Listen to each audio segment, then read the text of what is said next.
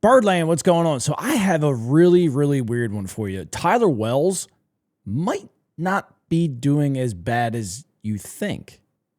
Tyler has a very, very odd splits. I'm sitting here looking through it right now, and it is probably the most wild splits I've ever seen in my entire life.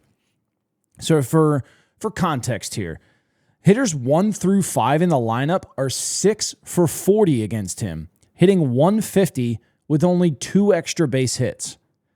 Now, that's really good, right? I mean, we're talking really good. They have 1 walk to 9 Ks. So he is shutting down top of the lineup of the teams. When you get to the batters 6 through 9, they're 12 for 24 against him with 6 extra base hits and 8 of the 10 runs that he's allowed this year. That, to me, is absolutely wild. He only has 4 strikeouts against the bottom half of the lineup. 4. He's got 9 against the team's best guys in the top of the lineup. And here's something even crazier. If they swing in his first pitch of an at-bat, teams are hitting 364. If they take the first pitch, they're hitting 218. Like, what kind of splits are these?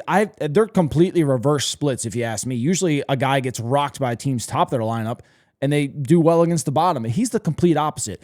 I don't know if this is like a focus issue with him, or if he's just like, okay, I'm going to groove a fastball because these guys typically aren't that good and just getting rocked.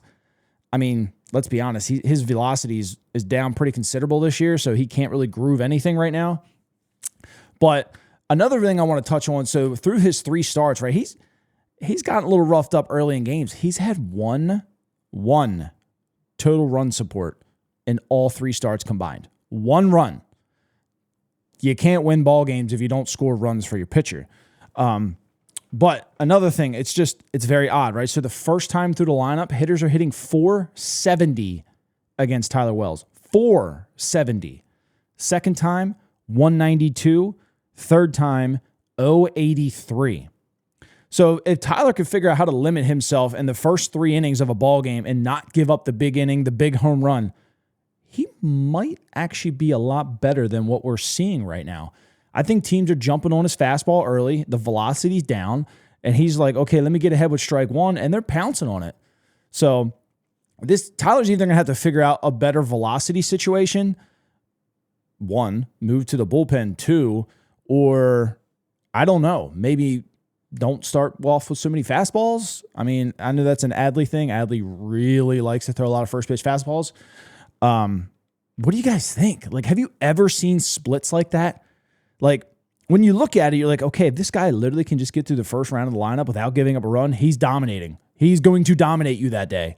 It's that first run through the lineup. He can't get through it without giving up 2 or 3 runs. And it's the bottom half of the lineup. I've never seen it before in my life, ever. We probably never will again. But there's some telling stats here looking at his splits that tells me if he can figure it out a little bit, he's going to be all right. And the Orioles are going to be all right. I hope so. I like Tyler Wells a lot. Whether it's starting rotation or bullpen, I don't care. I think he's a bulldog, and it's a guy that we absolutely need to have it figured out.